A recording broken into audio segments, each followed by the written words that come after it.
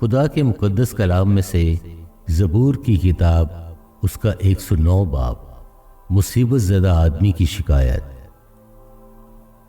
اے خدا میرے محمود، خاموش نہ رہ، کیونکہ شریروں اور دغا بازوں نے میرے خلاف منہ کھولا ہے۔ انہوں نے جھوٹی زبان سے مجھ سے باتیں کی ہیں، انہوں نے عداوت کی باتوں سے مجھے گھیر لیا اور بے سبب مجھ سے لڑے ہیں۔ وہ میری محبت کے سبب سے میرے مخالف ہیں، لیکن میں تو بس دعا کرتا ہوں۔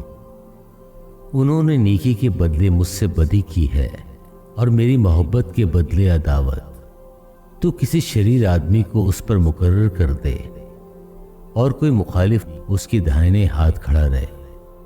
جب اس کی عدالت ہو تو وہ مجرم ٹھہرے اور اس کی دعا بھی گناہ گنی جائے۔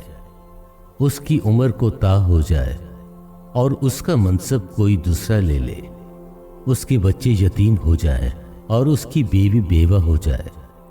اس کے بچے آوارہ ہو کر بھیک مانگیں، ان کو اپنے ویران مقاموں سے دور جا کر ٹکڑے مانگنے پڑیں۔ قرض خواہ اس کا سب کچھ چھین لیں اور پردیسی اس کی کمائی لوٹ لیں۔ کوئی نہ ہو جو اس پر شفقت کرے، نہ کوئی اس کی یتیم بچوں پر ترس کھائے۔ اس کی نسل کٹ جائے اور دوسری پشت میں ان کا نام مٹا دیا جائے۔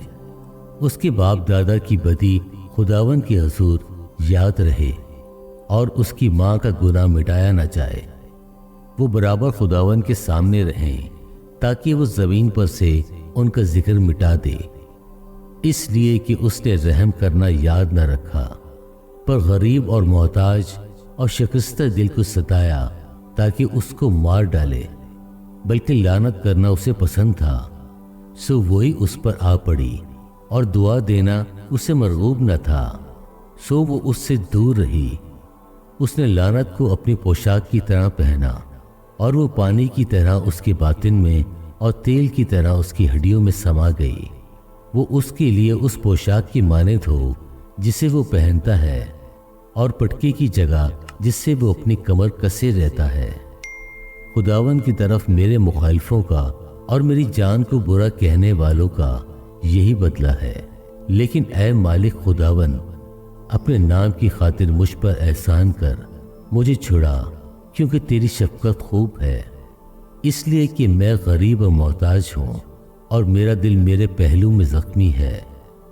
میں ڈھلتے سائے کی طرح جاتا رہا، میں ٹڈی کی طرح اڑا دیا گیا۔ فاقہ کرتے کرتے میرے گھٹنے کمزور ہو گئے اور چکنائی کی کمی سے میرا جسم سوکھ گیا۔ میں ان کی ملامت کا نشانہ بن گیا ہوں، جب وہ مجھے دیکھتے ہیں تو سر ہلاتے ہیں۔ اے خداوند میرے خدا، میری مدد کر، اپنی شفقت کے مطابق مجھے بچا لے، تاکہ وہ جان لیں کہ اس میں تیرا ہاتھ ہے، اور تو ہی نے اے خداوند یہ کیا ہے۔